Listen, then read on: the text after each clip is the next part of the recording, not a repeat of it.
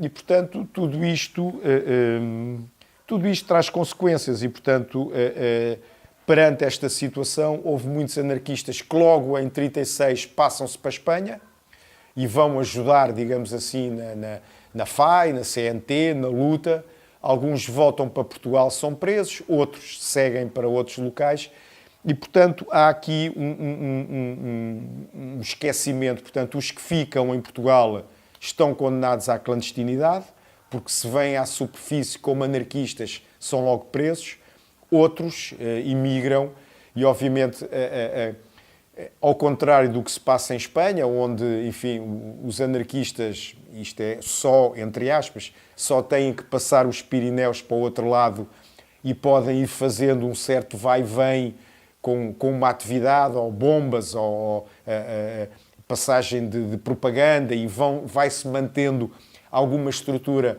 O anarquista português se imigra, quer dizer, de um lado é o oceano, não é? Portanto, se imigra para o Brasil, não pode voltar a Portugal com frequência. Por outro lado, se imigra, tem a Espanha fascista, portanto tem que ir para a França e, portanto, também já não dá para vir a Portugal. E, portanto, os que ficam estão condenados a uma clandestinidade e o movimento é condenado ao esquecimento. Portanto, aos poucos, progressivamente, o Partido Comunista vai mesmo assumindo a luta antifascista. Havia um companheiro que depois me dizia: epá, olha, na altura isto era assim, eles tinham tudo. Tinham ordenado, se começavam a ser muito apertados pela polícia política, tinham casas de refúgio onde iam para lá, se mesmo assim continuavam a ser perseguidos, tiravam-nos de Portugal, iam passar umas temporadas à Bulgária, etc. Mário, nós nem dinheiro para o tabaco tínhamos. Portanto, epá, a desigualdade era tão gritante, não é? A desigualdade de meios, de capacidade de luta, que aos poucos, portanto, o Partido Comunista vai assumindo o papel de grande força contra o salazarismo, contra o fascismo, epá, e aos poucos o anarquismo vai cair no esquecimento e alguns anarquistas vão morrendo, etc. E pronto, não há um passar do testemunho porque está tudo esquecido, não é? Depois vem a chamada democracia, 1974, portanto, o regime perpetua-se e torna-se completamente obsoleto. Portanto, Salazar fecha o país não tem desenvolvimento, tudo para ele era não queria estradas, porque estradas facilitava a comunicação entre as pessoas, isso era mau. Não queria indústrias, porque, indústrias, isso faz um desenvolvimento da classe operária e, portanto, são mais comunistas. Portanto, também não queria desenvolvimento industrial. Portanto, havia aqui claramente um país fechado, cinzento, nem era preto e branco, era cinzento, com um grande peso da Igreja, um país analfabeto, com uma grande taxa de analfabetismo, etc. E a páginas tantas é óbvio que a própria burguesia, os próprios empresários deixam de ter interesse nesta situação. Já chegou, já chega, temos que partir para outra. E essa outra era efetivamente a Europa.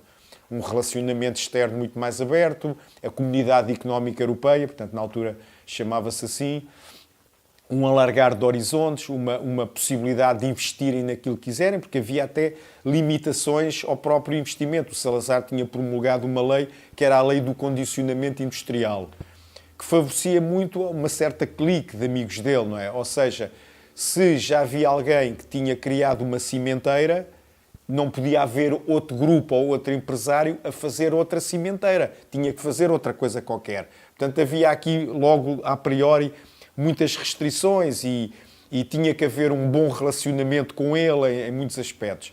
Portanto, havia empresários de quem ele não gostava e, portanto, se ele não gostava, porque achava-os muito modernos, e, portanto, eles eram um bocado vetados, não é? E, portanto, a burguesia fartou-se disto e recorre novamente a um golpe militar, que é o 25 de Abril, a Revolução dos Cravos, não é? Militares que argumentam que se cansam e, ao fim de 13 anos de guerra colonial, descobrem que afinal a guerra colonial é injusta, tal. E que era preciso uma solução política e não militar. Quer dizer, isto era uma coisa que era óbvia, não é? Não é preciso 13 anos para descobrir isto, não é? Mas pronto, ao fim de 13 anos de várias comissões, tal, a ganharem bem, porque um militar em comissão ganhava o triplo do que se estivesse calmamente em Portugal, não é? Portanto, ao fim de 13 anos de guerra colonial, os militares descobrem que, afinal, é preciso democratizar, desenvolver os célebres 3Ds, não é? Democratizar, desenvolver e descolonizar, tal. Enfim. E pronto, dá-se o 25 de Abril e Portugal abre-se, não é? A democracia parlamentar, os partidos políticos são legalizados, inclusive o Partido Comunista, claro.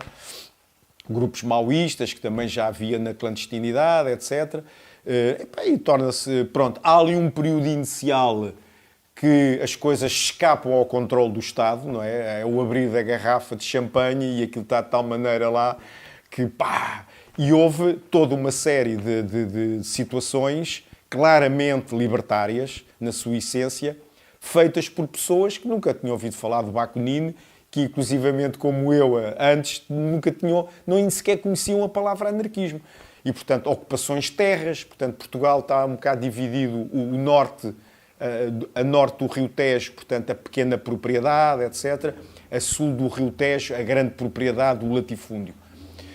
E então havia muitos proprietários agrícolas que tinham lá as terras, não apareciam lá, iam lá os amigos caçar e fugiram, com medo, fugiram para a Espanha, fugiram para o Brasil. E então os trabalhadores agrícolas viam a terra ali, e pá, vamos ocupar isto. Ocupavam, transformavam em unidades coletivas de produção. Nas áreas industriais, empresários também com medo fugiram Espanha, Brasil, os operários punham aquilo em autogestão. Comissões de moradores, comissões de bairro, comissões de trabalhadores. Portanto, houve um irromper, toda uma série de estruturas e de acontecimentos que eram, na sua essência, anti-autoritários, libertários, anarquistas mesmo, por pessoas que não faziam a mínima ideia.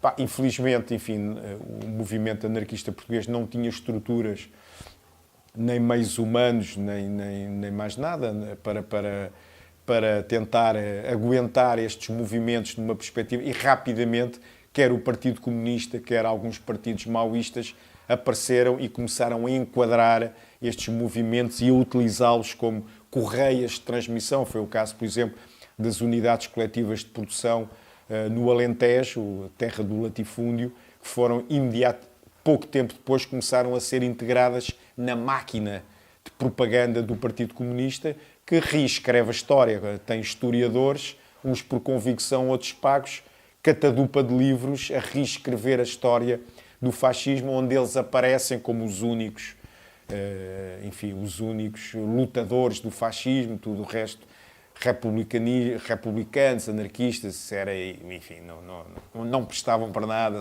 só abriram as portas ao fascismo e tal.